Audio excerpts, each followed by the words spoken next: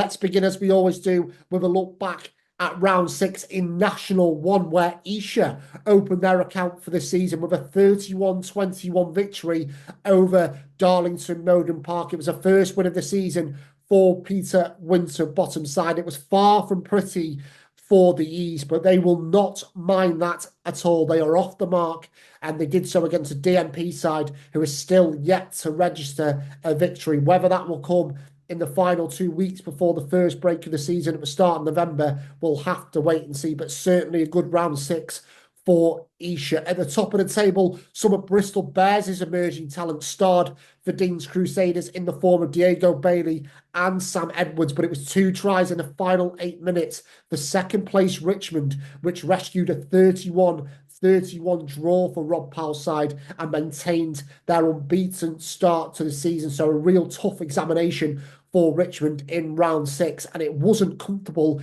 either for Rams, who travelled to League Leaders Rams, who travelled to Bishop Stortford. Now, Rams boss Seb Reynolds said last week that his side were under no illusions about how tough the meeting with Bishop Stortford would be, and he was proved absolutely correct, because Rams managed to grind out a 10-6 victory at Silver Lees to maintain their winning start to the season. It's 6 wins from 6 for Rams, but Stortford did deny Rams a bonus point, the first team to do that this season. So certainly plus points for Bishop Stortford, but Rams got out of there with the victory. And what it means for the table is Rams do remain top of the pile with those 6 wins from 6, as we talked about.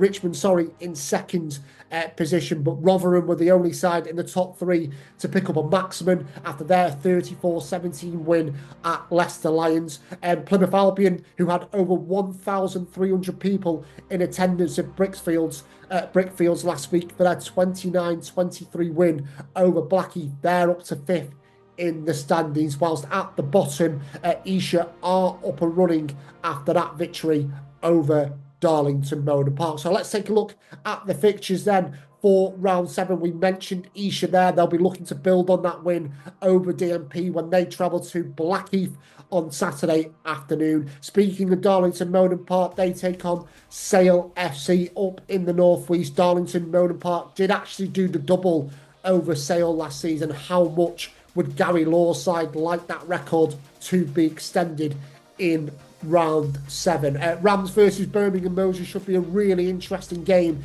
in Berkshire, with the table toppers welcoming Moseley to Old Bath Road. Birmingham Moseley 4th in the table after what sounded like a pretty topsy-turvy 28-26 victory over Sedgley Park in round 6. If I'm right in saying they were 23-7 down at home at half-time, they suffered a red card in the second half, but dug deep to win that contest thanks to Ollie Steadman's try 7 minutes from time. So they'll be taking that confidence from that victory to Old Bath Road to face Rams to see if they can become the first side to defeat the early league leaders. Richmond, as we said, they are second behind Rams. They take on Leicester Lions this weekend. The hosts will be aiming to stay on the tails of the table toppers. Leicester Lions actually won this corresponding fixture last season thanks to a late penalty. So can they have the same outcome as they look for their second win of this current campaign? Rosslyn Park